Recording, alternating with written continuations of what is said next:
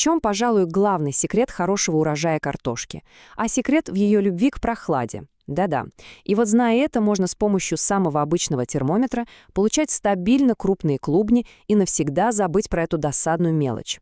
Ну, я думаю, многим знакома эта картина. Все лето холишь, лелеешь грядки, окучиваешь, а копать начинаешь, а там горох, а не картошка. Обидно до слез, правда ведь? Давайте разбираться, почему же так получается.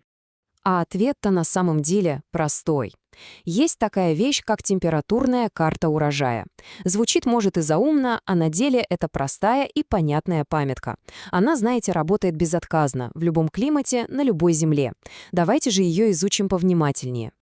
Чтобы понять, почему картошка так капризничает из-за температуры, нужно просто вспомнить, откуда она вообще к нам пришла. В этом-то и кроется весь ключ к разгадке. Дело в том, что картофель, он ведь совсем не южанин, а настоящий горец. Родина его — это Анды, высоченные горы. Он там тысячелетиями рос на высоте 3000 метров. А что там за погода? Лето, короткое, прохладное, и земля всегда стабильно прохладная, где-то плюс 12, плюс 16 градусов. Поэтому и наши, уже современные сорта, жару на дух не переносят. Вот, посмотрите, это самые важные для нас цифры. Лучше всего клубни наливаются, когда земля прогрета от 14 до 20 градусов. А вот если температура почвы дошла до плюс 29, все, рост клубней останавливается полностью. Вся сила растения уходит в ботву, а под землей ничего.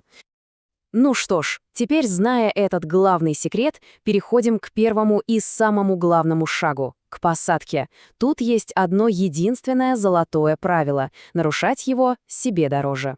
И вот оно, это правило. Сажаем картошку только тогда, когда земля на глубине примерно в 10 сантиметров, на штык лопаты, прогрелась до плюс 9 градусов. Запомните эту цифру хорошенько, не днем раньше. А вот здесь просто посмотрите, какая огромная разница. Если бросить клубничный в холодную землю, они там будут лежать почти 2 месяца. Всходы потом вылезут хилые, слабенькие, и урожай, конечно, будет мелкий, да еще и храниться не будет. А вот если дождаться тепла, то крепкие росточки покажутся уже через 10-12 дней. И вот вам мой главный совет. Никогда не смотрите на календарь. Год на год не приходится. Весна может быть ранней, а может и запоздать на целую неделю, а то и больше. Ваш единственный верный помощник в этом деле — обычный почвенный термометр. Итак, посадили мы все правильно, вовремя. Но впереди лето, а с ним и главная опасность для нашей картошечки — жара. Давайте-ка посмотрим, как можно защитить наши будущие клубни от этого губительного перегрева. И снова давайте запомним одну цифру — плюс 29 градусов. Это, можно сказать, красная черта для почвы. Как только земля так раскаляется, у растения начинается стресс.